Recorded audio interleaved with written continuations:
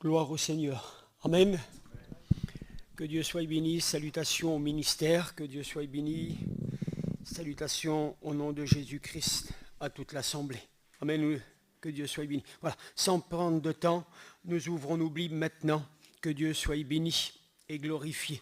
C'est Jésus le plus important. Amen. C'est Jésus qui est le plus important. Un jour, sur une estrade, il y avait un pasteur. Et ce pasteur-là, il faisait pour que les gens le regardent. Parce que c'était lui qui prêchait la parole, comme Pierre a dit, regarde-nous. Selon le livre des Actes des Apôtres au chapitre 3, quand il y avait cet impotent devant l'entrée du temple, appelé la Belle, à l'heure de la prière, Pierre le regarde, le fixe, il dit, regarde-nous. Il dit, nous n'avons ni or ni argent, mais ce que nous avons, nous te le donnons au nom de Jésus, lève-toi et marche. Et instantanément, cet homme marcha. Et à un moment donné, Pierre dit, mais pourquoi vous nous regardez comme si c'était nous qui avions fait ce miracle? C'est ce Jésus que vous avez crucifié, que vous avez rejeté, mais que Dieu son Père l'a ressuscité. C'est par son nom que ce miracle est opéré. Et là, le pasteur était là, lui en train de faire son travail de serviteur de Dieu. Et puis il y a une petite fille qui était assise. Et puis elle regardait le pasteur, elle regardait à droite, et puis sa mère me dit, pourquoi t'arrêtes pas de bouger? Mais dit le pasteur, il n'arrête pas de bouger, je vois pas Jésus, moi, je vois pas la croix. C'est la croix qu'il faut que tu voies ce soir. C'est pas l'homme, excusez-moi. Nous sommes que simplement des instruments, mais si l'instrument n'est pas pris par le maître, il reste assis l'instrument, comme une petite marionnette, excusez-moi. Tant qu'il n'y a pas le marionnettiste, elle est assis, elle est jetée dans une valise. Mais quand il la prend, il s'en sert, elle devient vivante. Amen. Ça, c'est l'œuvre du Saint-Esprit. Que Dieu soit béni, glorifié. On ouvre notre Bible maintenant. Que Dieu soit béni. Et je vous invite à l'ouvrir dans l'Évangile de Matthieu, qui est le premier livre du Nouveau Testament, à partir du chapitre 26 et au verset 41. Amen. Ça sera pour nous ce soir la méditation. C'est notre Seigneur Jésus qui va dire ces paroles. Veillez et priez, afin que vous ne tombez point en tentation. Veillez et priez. Notre Seigneur Jésus va nous instituer, va même dire à ses disciples, veillez. Pourquoi veiller? Alors excusez-moi, je ne vous dis pas veillant, mais veillez. Quelqu'un qui veille, c'est quelqu'un qui est debout, quelqu'un qui est éveillé, quelqu'un qui regarde, quelqu'un qui est attentif, quelqu'un qui va se mettre en sécurité, mais il va mettre tout en protection, ce qui lui appartient. Imagine-toi que ce soir, il y a un voleur qui vient. Le voleur va venir, il ne va pas t'envoyer une carte de visite. Vous comprenez? Le voleur comme Arsène Lupin, comme ce beau film Arsène Lupin, le plus grand des voleurs, il vous envoie une carte. Non, le voleur ne vient pas en vous envoyant une carte. Le voleur viendra que vous ne attendrez pas. Il vient au milieu de la nuit, lorsque les rideaux sont baissés, lorsque la porte est fermée, lorsque la lumière est éteinte. Il vient, il s'administre à l'intérieur et il fait son travail. Il vous vole tout. Mais quelqu'un qui est veillant, quelqu'un qui est debout, il observe. Il est en protection, il met sa femme, il met ses enfants, il met son commerce, il met tout en protection. Voilà à quoi nous sommes appelés ce soir, à veiller, à prier, afin de ne pas succomber à la tentation. Parce qu'il y a le monde dans lequel on vit. Et laissez-moi vous dire que le monde est là aussi pour nous faire tourner la tête. Oui, c'est comme cette fameuse chanteuse Edith Piaf qui chantait « Tu me fais tourner la tête ». Et oui, malheureusement. Et laissez-moi vous dire qu'aujourd'hui, il y a quoi de tourner la tête lorsqu'on regarde ce monde, lorsqu'on voit toutes ces choses qui sont en train de se faire. Mais notre Seigneur Jésus va nous dire « Veillez et priez afin de ne pas tomber en tentation. L'esprit est bien disposé. » Vous avez vu, vous avez fait l'expérience. Vous regardez la télé 3 heures, vous ne dormez pas. Vous pouvez passer des heures sur votre téléphone, vous ne vous endormez pas. Vous plongez vos regards 5 minutes dans la Bible, les yeux commencent à tourner. Est-ce que c'est vrai ou pas? L'esprit est bien disposé, mais la chair est faible. La chair ne veut pas qu'on passe des heures à lire la parole de Dieu. La chair ne veut pas qu'on soit à genoux en train de prier Dieu. La chair ne veut pas cela. Mais allez dans le monde, soyez dans la distraction, votre chair veut dire, mange, bois, tu as tout le temps devant toi. Mais le Seigneur nous a institué cette demande-là, veiller et prier. Tu es appelé à prier, tu es appelé à veiller. Nous sommes appelés, je me mets avec vous, nous sommes appelés à veiller, à prier, afin qu'on puisse être sur nos gardes. Je disais tout à l'heure à Maël, que Dieu soit béni, que nous avons nos boucliers à notre portée. Amen. Nous avons notre bouclier. Et puis certainement, il ne brille pas. Certainement qu'il n'est pas joli. Il est cabossé. Il a pris des coups. Pourquoi? Parce qu'on s'en sert lorsque l'ennemi de notre âme, les problèmes et difficultés sont là. On se protège avec. Il n'est pas dans une tour. Il y a, selon la parole de Dieu, le bouclier des héros qui se trouve dans une tour. Parce qu'ils ne sont plus. Moi, je mets mon bouclier à ma main. Et la parole de Dieu dans mon autre main. Afin de combattre le bon combat de la foi. Mais pour cela, il faut que chacun il se tienne à la brèche, qu'il se tienne debout et qu'il veille. Je veille mon adversaire, je guette à droite, je guette à gauche pour voir si mon adversaire ou si un danger quelconque vient pour essayer de m'atteindre. Et si je suis debout, si je suis veillant et je prie, alors laisse-moi vous dire que le Saint-Esprit, lorsqu'il y a un problème, il m'interpelle. Le Saint-Esprit m'appelle, le Saint-Esprit me parle, le Saint-Esprit me convainc, le Saint-Esprit me conduit, me dirige. Oui, quand je veille et je prie, je suis rempli de la présence de Dieu. Et on ne peut pas se tromper. On ne peut pas se tromper quand on est rempli de la présence de Dieu. Quand le Saint-Esprit est en train de te dire, mets-toi à prier, tu dis, ah c'est ta chair. Mais ta chair ne te demandera jamais de prier, elle. La chair ne demandera jamais de prier, elle. Qu'est-ce qu'elle veut? Que tu passes des heures et des heures sur ton téléphone? Voilà ce qu'elle veut ta chair. Repose-toi, fais tes affaires. Tu as tout le temps de prier. Vous avez vu? C'est difficile, c'est comme ça. Notre Seigneur Jésus va dire, veillez et priez afin de ne pas tomber en tentation. Je voudrais vous parler d'un témoignage qui est vrai. J'étais en méditation et puis le Seigneur me parlait dans mon cœur. Et puis, vous savez, aujourd'hui, nous avons besoin plus que tout de la parole de Dieu. Je ne suis pas venu avec une tablette électronique. On ne peut pas remplacer l'esprit par une tablette électronique avec le cerveau humain, excusez-moi. Non, nous avons besoin de la parole et du Saint-Esprit, point barre. Ce qui convaincra une personne de passer des ténèbres à la lumière, c'est la parole et le Saint-Esprit. Parce que Ézéchiel 36, 26 déclare, je les laverai d'une pure et je les sanctifierai par mon esprit, dit l'Éternel. On a besoin de quoi? D'une tablette électronique? On a besoin d'une intelligence humaine? Non, on a besoin de la parole, du Saint-Esprit, et le reste, c'est Dieu qui le fait. Amen. Et j'étais en train de réfléchir, je pensais un petit peu, le Saint-Esprit était en train de me diriger sur une pensée que je vous apporte ce soir. Puis, je voudrais vous parler de cette fameuse histoire qui s'est passée le 7 décembre 1941. C'est bien loin de là, hein? C'est un fait réel. J'ai vu le film, mais j'ai regardé le plus important, le reportage, parce qu'un film reste qu'un film, mais le reportage en noir et blanc. Ça s'est passé le 7 décembre 1941. Tandis que tout le monde dormait, tandis que les États-Unis étaient en train de se reposer, le président actuel, c'était Roosevelt. Il ne pensait pas du tout qu'il pouvait avoir une attaque d'ennemi imminent. Il ne se fiait pas au danger. Personne n'était debout en train de veiller. Personne n'était là en train de surveiller les radars. Personne. Et le président était dans la Maison Blanche en train de se reposer. Tout le monde dormait. Mes frères, il est temps de se réveiller, l'apôtre Saint Paul. De se réveiller, de se dépouiller des hommes morts de la chair et de revêtir les armes de l'esprit. Le grand retour de Jésus vient, il va se faire. Mais si tu es en train de dormir, est-ce que tu vas partir? Si tu es dans un sommeil spirituel, est-ce que tu vas entendre? Est-ce que tu vas le voir? Ou est-ce que tu es en train de dormir? Est-ce que tu es tombé dans l'assoupissement? Tes yeux sont fermés, tes yeux sont fatigués. Tout le monde était en train de dormir. Mais laissez-moi vous dire que si les États-Unis d'Amérique étaient en train de dormir, il y avait un ennemi qui n'était pas en train de dormir. Il ne se roulait pas les pouces, il n'était pas à la Maison Blanche, il n'était pas dans son bureau ovale, il n'était pas en train de prendre le thé de bonheur, non. Tandis une journée de soleil en Amérique, non. Une troupe va faire son invasion.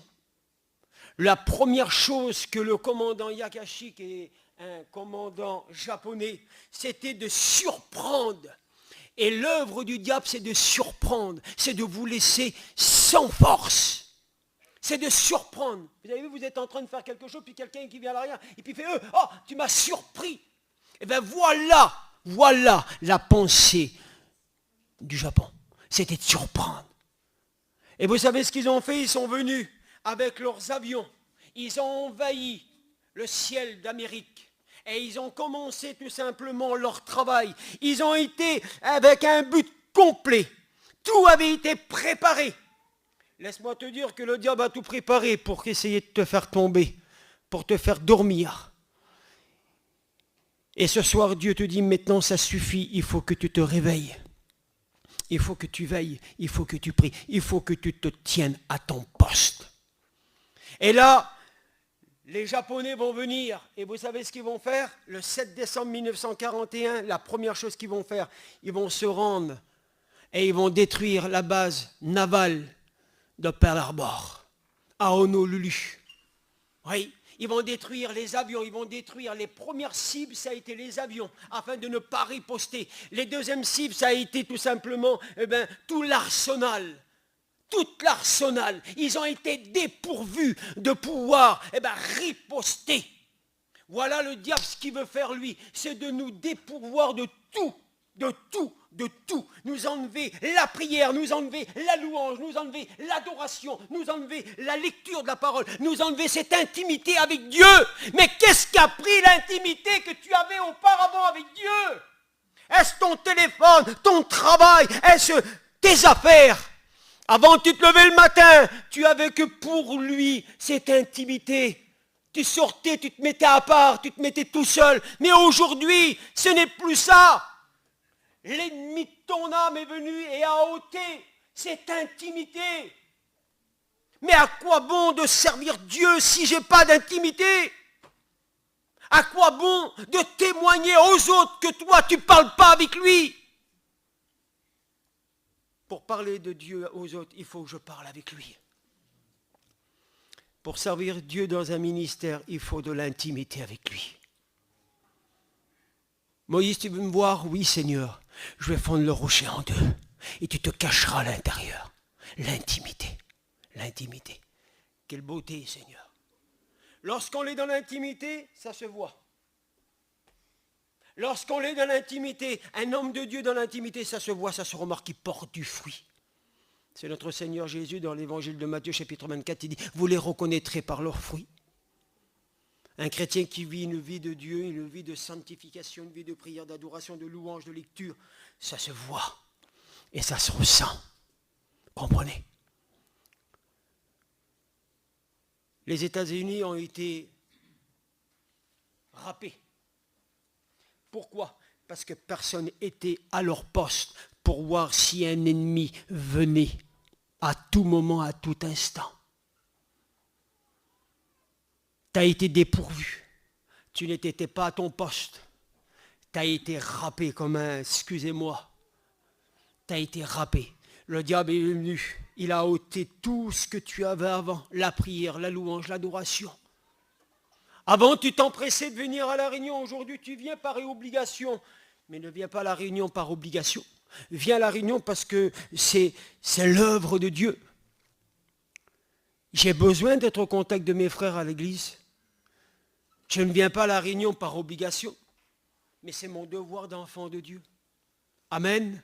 Je vais à la réunion par devoir, non. De peur que le pasteur il ne voit pas, qu'il vienne et puis qu'il t'embête. Et non.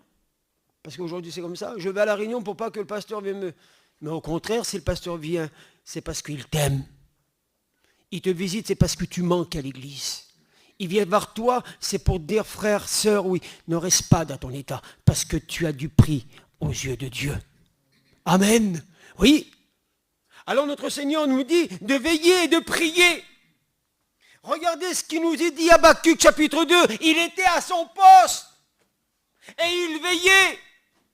Est-ce que toi tu as ton poste? Est-ce que tu as ton poste? Est-ce que tu as ta place? Le matin, quand tu te lèves, est-ce que tu es à genoux en train de prier le Seigneur? Ou alors c'est direct le téléphone pour voir si tu n'as pas un mail d'un commerce ou voir si tu n'as pas reçu une confirmation pour un devis ou quelque chose comme ça. Comme le matin, je me lève chez moi, j'ai ma femme qui est là aussi. Le petit dort, alors ce que je fais, je prends ma Bible et je me mets dans ma voiture. Parce que ma voiture devient tout simplement mon lieu de rencontre avec Dieu. Amen. Le petit dort. Alors qu'est-ce que je fais? Je prends ma Bible, je me mets dans l'auto, et là, je lis la Bible. J'adore Dieu, je remercie Dieu, et je prie Dieu. Parce qu'il est écrit, tu adoreras l'Éternel ton Dieu de tout ton cœur, de toute ton âme. L'adoration, où est l'adoration dans ton cœur aujourd'hui?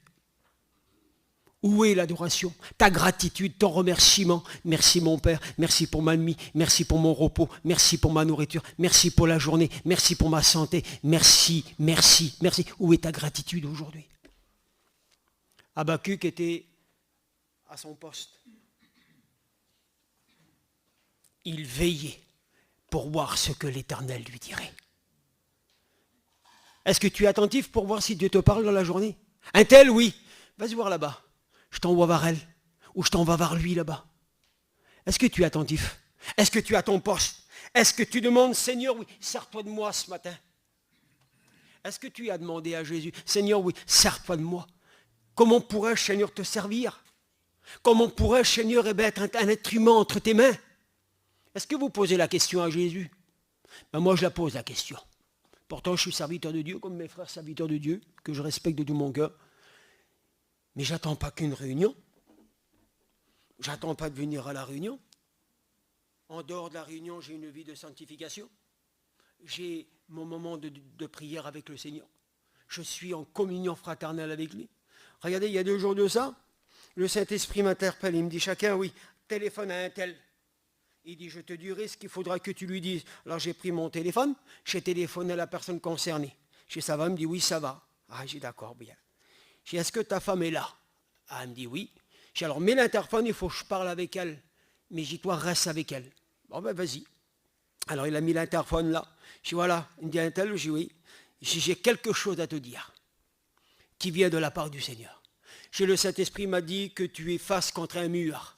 Et j'ai tu te poses une question, comment on va faire? La femme s'est mise à pleurer au téléphone. Elle dit, oui, c'est vrai, chacun. C'est ce que je suis en train de vivre maintenant. C'est ce que je suis en train de vivre. J'ai dit, ma soeur, oui, si le Seigneur me l'a révélé, c'est parce que pour te faire montrer que Dieu est avec toi. Et ne crains pas de ce que tu es en train de souffrir. Ésaïe 41, verset 10, ne promène pas tes regards, ne sois pas inquiet, je suis ton Dieu, je viens à ton secours par ma droite triomphante. Amen. Et puis on l'a prié. On l'a prié. Avec son foyer, on l'a prié le Seigneur. Et je crois que Dieu l'a béni, elle l'a fortifié. Est-ce que tu es à ton poste? Est-ce que tu recherches à plaire à Dieu? Ce n'est pas simplement une vie de chrétienne qu'on a besoin, excusez-moi. C'est une vie de plénitude en Christ. C'est s'épanouir en Christ. C'est se laisser façonner en Christ. Travailler par le Saint-Esprit. C'est ça une vie chrétienne. Se laisser travailler par le Saint-Esprit.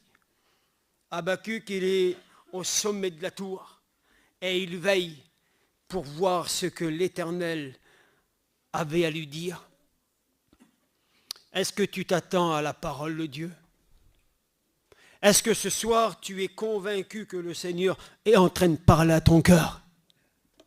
Eh oui, il y en a qui viennent, je ne suis pas là pour jeter une accusation. On l'a assez du diable, on l'a assez du monde pour accuser l'Église du Christ. Je ne suis pas là pour jeter une accusation. Que Dieu me garde de jeter une accusation sur l'Église, que je fais partie de l'Église. Mais ce soir, c'est simplement une contestation. Est-ce que tu es en communion fraternelle? Est-ce que tu veilles? Est-ce que tu pries? Est-ce que tu adores? Est-ce que tu recherches la plénitude de Dieu? Est-ce que tu es en communion fraternelle? Mais ça fait partie des bases bibliques de la vie chrétienne. On ne peut pas vivre une vie sans ça, mes frères. On ne peut pas vivre une vie comme ça. Vous comprenez? Il faut qu'on soit dans la plénitude de la parole de Dieu. Il faut que tu sois dans la plénitude de Dieu. Regardez, lorsqu'on n'est pas du tout attentif, lorsqu'on ne veille pas, lorsqu'on ne fait pas attention, parfois des hommes, des gens viennent nous voir pour voir ce que nous possédons.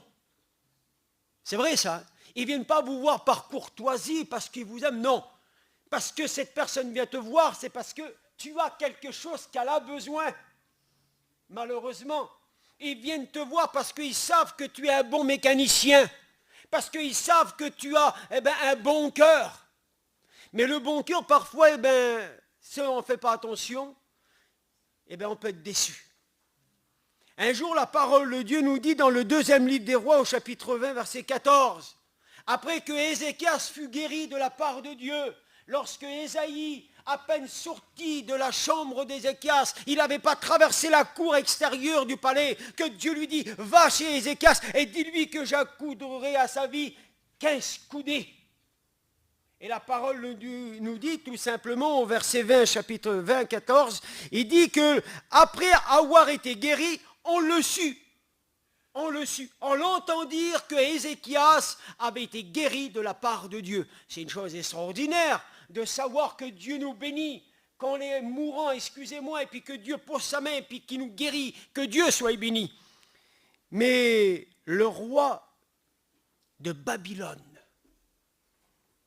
va envoyer des personnes et ils vont dire, allez chez Ézéchias et regardez ce qu'il a. Alors qu'est-ce qu'ils font? Ils y vont, eux. Ils y vont. Et puis Ézéchias les reçoit, il dit, voilà, nous sommes envoyés par le roi de tel et tel pays, département, comme ça. Oui. Et puis cet homme ne va pas faire attention. Regardez, lorsqu'on ne fait pas attention, lorsqu'on ne veille pas, lorsqu'on n'est pas en communion fraternelle, Ézéchias va ouvrir son cœur. Il ne fait pas simplement d'ouvrir son cœur, il rouvre sa maison. Il va commencer à rentrer dans le lieu du trésor, ce lieu qui était réservé qu'au roi. Lui, il va faire rentrer ces hommes-là où il y a le trésor. Il va faire rentrer dans des pièces où il y a des aromates qui servaient pour adorer Dieu, à l'autel des sacrifices, à l'autel des parfums. Il va tout montrer à ces hommes-là. Lorsqu'on n'est pas veillant, lorsqu'on ne fait pas attention, on est vulnérable. Et puis laissez-moi vous dire que le diable, il a ses chiquetas. Il a la façon de faire. Il fait ses affaires. Et il nous envoie parfois, excusez-moi, et puis si on ne sait pas les faire attention, laissez-moi vous dire qu'il envoie ses rapaces. Il les envoie aussi. Et puis, ils vont quitter Ézéchias de sa présence, et puis Ésaïe arrive, le prophète. Il va dire, mais qui sont ces hommes qui sont venus te visiter? Il dit, ils arrivent de telle contrée, comme ça, et comme ça, comme ça. Et il dit, bon, qu'as-tu fait remarquer? Qu'as-tu vu? Qu'as-tu fait montrer? Qu'est-ce que tu leur as montré? Il dit tout. Il dit, comment tout? Oui, je leur ai montré mon trésor, je leur ai montré tout ça. Il dit, voilà, de la part de Dieu. Oui. Il dit, tout ce qui t'appartient, oui, tout va être volé. On va tout prendre. Et la parole de Dieu s'est accomplie. Parce qu'il n'a pas su fermer son cœur. Parce qu'il n'a pas su garder son cœur. Parce qu'il n'était pas attentif. Lorsqu'on n'est pas attentif, lorsqu'on n'est pas en communion, on ne fait pas attention, l'ennemi s'administre. Et on ne fait pas attention parfois. On ne fait pas attention. Il s'administre. Vous connaissez l'histoire du petit lézard? Ce fameux petit lézard? Hein? Un petit lézard, insignifiant. Il est venu, il s'est administré dans le château. Les serviteurs de ce roi qui possédait ce château, il dit, Seigneur, oui, nous nous sommes aperçus qu'un lézard est venu. Ah, il dit, laissez tomber, c'est un petit lézard, c'est insignifiant. Et les années ont passé. Ce petit lézard-là est devenu un crocodile. Un peu plus important, un crocodile, hein? Et oui, hein? Et oui. Alors ils sont venus voir le roi, il dit, Seigneur, oui, ce petit lézard qui était insignifiant avec le temps, il s'est transformé, il est devenu quoi? Un crocodile. Oh, il dit, vous inquiétez pas, Ichio, c'est rien ça. Donnez-lui lui-même vous-même à manger, laissez-le, vous inquiétez pas. Oui. Mais l'histoire nous dit qu'il s'est transformé en dragon. Et ils ont tous été mangés, le roi compris. Vous comprenez? Les petites choses insignifiantes. Il y a un dicton, et ce n'est pas moi qui l'invente, ce que tu nourris aujourd'hui va te manger demain. Ce que tu nourris aujourd'hui va te manger demain. Fais attention, veille, prie, sois en communion fraternelle. Fais bien attention. Ézéchias n'avait pas fait attention. Lorsqu'il a reçu ces étrangers chez lui, il aurait dû se faire attention, il aurait dû garder son cœur plus que la prunelle de ses yeux, car c'est de l'abondance du cœur que la bouche parle. Oui, c'est de l'abondance du cœur que la bouche parle. Et il a été volé. On y a tout choix. On y a tout pris. Tu avais des trésors spirituels, toi. Tu chantais derrière l'estrade, là. Aujourd'hui, tu ne chantes plus. Avant, lorsque tu étais assis, lorsque le moment venait de la prière, on t'entendait prier le Seigneur, tout le monde se taisait. Aujourd'hui, on ne t'entend plus. Pourquoi? Mais qu'est-ce qui s'est passé? Où est la louange? Où est l'adoration? Les réunions, excusez-moi, ils ne sont pas commencés, ils sont déjà terminés. Vous comprenez? Est-ce que Dieu aurait-il changé? Il y a des anciens parmi nous, là, qui ont connu le réveil, là. Est-ce que c'est vrai, les anciens? Mais oui, c'est vrai. La nuit baissée, ils prenaient un peu de bois, faisaient un feu. C'était des réunions de prière. Il y avait des baptêmes du Saint-Esprit, que Dieu soit béni, glorifié. Aujourd'hui, c'est un barbecue qui se trouve. C'est soirée à gogo. Et oui, malheureusement. On ne fait plus un feu parce que c'est devenu rayé, excusez-moi, de peur que nos vêtements sentent la fumée. Ben, tant pis si on sent la fumée. Mais soyons imprégnés de la présence de Dieu. Où est l'adoration aujourd'hui? Avant, tu avais une façon de prier Dieu. On se taisait. Vous avez vu des prières, Seigneur, pas faites, excusez-moi, avec l'intelligence, mais avec le cœur.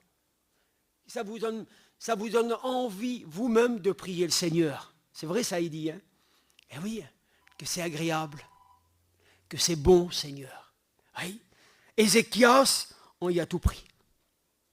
On y a tout pris, parce qu'il n'a pas su faire attention. Samson, qui veut dire petit soleil, juge en Israël pendant 20 ans selon le livre des juges. Oui.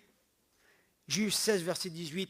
Samson n'a pas fait attention, il a ouvert son cœur. Parce qu'il n'a pas su être attentif. Il a touché des choses qu'il ne fallait pas. Samson, oui, mon petit, oui. Quand l'homme de Dieu est venu vers nous et puis qui nous a dit que tu allais mettre au monde un fils, oui, et qu'il ne fallait pas que le ciseau te passe dans les cheveux, le rasoir, et que tu ne boives pas d'alcool, oui. Alors il faudra bien faire attention, mon garçon, parce que tu es un Nazaria, tu es un mis à part, tu es réservé pour Dieu. Tu es réservé pour Dieu. Il a grandi comme ça dans l'onction du Saint-Esprit.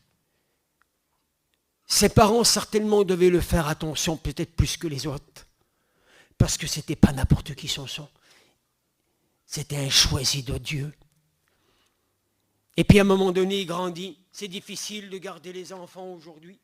Tant qu'ils sont petits, ils sont sur notre inspiration, ils sont là, ils nous écoutent, mais quand ils commencent à se marier, quand ils commencent à fonder un foyer, quand ils commencent à avoir le permis, ça commence à être difficile après. Est-ce que c'est vrai? Moi, je ne connais pas ces choses-là, je bénis Dieu, parce que mes enfants sont convertis, sont chrétiens, chrétiennes. Hein, le foyer de mon fils est chrétien, le foyer de ma fille est chrétienne, que Dieu soit béni, glorifié. Je ne connais pas ces choses-là, je bénis Dieu. Mais il m'en reste encore deux, j'ai ma deuxième fille qui a 19 ans, puis mon petit dernier, il a 9 ans, il va faire 10 ans. Hein. Et puis cet hiver, j'ai été choqué. Je roulais avec lui, il vient avec moi m'accompagner, parce qu'il m'accompagne pour les réunions. Hein, que Dieu soit béni, puis il m'a regardé, il dit, mon père, j'ai dit, oui mon fils. Il me dit, j'ai une question. Mais sérieux, vous comprenez? Je lui ai dit, pose-moi la question, mon garçon. Il dit, est-ce que je pourrais devenir serviteur de Dieu? Je dis, pourquoi tu me poses cette question-là? Ben, il dit, moi aussi, mon père, je vais être comme toi. Je vais être un serviteur de Dieu. Ben, j'ai dit, si Dieu tarde à venir, et puis tu grandis, et puis tu t'engages par les eaux du baptême, mon fils, oui. Eh bien, oui, tu peux devenir serviteur de Dieu. Mais il dit, je crois que Dieu peut m'appeler plus tard à le servir aussi. Amen. Soyons des gens qui veillent. Soyons des gens qui ont une bonne attitude. Veillez sur notre attitude, veillez sur la façon de parler, sur la façon de faire, de travailler. Façon, Seigneur, veillez et priez. C'est la parole de Dieu. Et Samson n'a pas su faire attention. Samson n'a pas su faire attention. Il ouvra son cœur. Ah, mon Samson, mon Samson. Oh, tu dis, excusez-moi avec tout le respect, je vous dois, mais c'est la parole de Dieu qui le dit. Alors je ne m'empêcherai pas de dire les mots. Tu dis que tu m'aimes. Mais ton cœur n'y est pas, ton cœur est fermé. Ben, il vaut mieux que tu fermes ton cœur. Elle va le tourmenter pendant 3 jours. Ah, Samson, mon Samson, ça fait 3 fois que tu te roules de moi. Ouais. Et puis il part, il n'en pouvait plus, Samson. Il n'en pouvait plus. Il dit, tu veux savoir mon secret? Barodével, que c'est difficile lorsqu'on rouvre notre cœur. On balance tout, excusez-moi de l'expression. Hein. Quand ton cœur est ouvert, après c'est fini. Vous comprenez? Ça, c'est comme quelqu'un qui ne boit jamais de sa vie, ou qui ne boit pas en journée normale, mais dès qu'il a bu un petit verre, ces petits fameux ballons là, hein. Je me rappelle, moi, j'ai accompagné mon père, et puis des fois, il passait par l'Ivartave, et laissez-moi vous dire que le camion, il partait comme ça après. Eh oui. Mais si vous auriez connu mon défunt père, Zinda, je vous le dis, la journée, un mot ne sortait pas de sa bouche, vous ne l'entendez pas. Mais s'il avait le malheur de goûter un verre de blanc, c'était pas grand-chose, hein, un petit verre de blanc, le petit ballon, comme on l'appelle. Eh bien, si vous l'auriez vu vous parler, c'était plus la même personne. Vous comprenez ce que je veux vous faire comprendre? Quand tu rouvres ton cœur, c'est fini. Et Samson a commencé à ouvrir son cœur, il a dit, tu veux savoir mon secret? Ah, il dit, oui, je le veux, ton secret. Ben oui, il y avait l'ennemi qui l'attendait de l'autre côté. Ben il dit, c'est simple. Mon secret, c'est simple. Je ne dois pas boire d'alcool. Le rasoir, le ciseau ne doit pas passer dans les cheveux parce que je suis un consacré. Je suis un enfant, un chrétien. Je suis un homme de Dieu. Je suis un juge en Israël. Il dit, c'est ça son secret? Oui, c'est ça. Elle lui donne à boire. Elle lui donne à boire. Monsieur s'endort. Il se retrouve dompté. Un dompteur a été dompté. Comprenez? Et quand elle va se lever, puis elle va s'écrier, Samson, les Philistins, c'est sur toi. Lui va dire, je m'en sortirai comme les autres jours. Malheureusement, son cœur a été ouvert. Garde ton cœur. Fais bien attention à toi. Fais bien attention à tes secrets. Fais bien attention à ce que tu vis. Fais bien attention à ce que tu fais. Ne rouvre pas ton cœur. Ne jette pas sur les toits. Ne jette pas sur les toits n'importe quoi. Oui. 1 Pierre 5, verset 8. Soyez sobres, veillez votre adversaire le diable, rôde comme un lion, rugissant, cherchant qui il veut dévorer. T'es appelé à veiller, à voir. Fais bien attention, je te le dis de la part du Seigneur. Le diable veut mettre la main sur toi. Il ne veut pas simplement mettre la main sur toi, il veut te prendre et il veut te dévorer. C'est plus dur à s'approcher d'un lion. Vous comprenez, hein? Mais le Seigneur Jésus va dire que les oiseaux, c'est le malin. Une charclos, c'est rien, un petit oiseau. Hein? C'est beau, il n'y a pas plus beau. Un petit oiseau. Vous avez vu? Il n'y a pas plus beau qu'un petit oiseau, oui ou non? Il y en a qui en ont plein, là. Des canaris qui chantent du matin au soir. Hein? Eh bien, notre Seigneur Jésus nous met en garde. Les oiseaux, c'est le malin. Fais attention. C'est plus facile à se détourner d'un lion qu'à d'un petit oiseau. Mais moi, je vais me faire attention aussi bien du petit oiseau que du lion. Je ne veux pas que le diable mette les mains sur moi. Je veux me garder. Je veux garder mon identité d'enfant de Dieu. Alors ce soir, peut-être que tu n'as pas fait attention. Tu n'as pas veillé. Tu ne pries plus. Tu ne fais pas attention comme il faudrait faire. Tu dis c'est chi, c'est rien. Ben laisse-moi vous te dire que ce soir, si tu ne fais pas attention, l'enlèvement de l'église est pour bientôt. Je ne veux pas te faire peur avec la guerre, ça ne m'intéresse pas.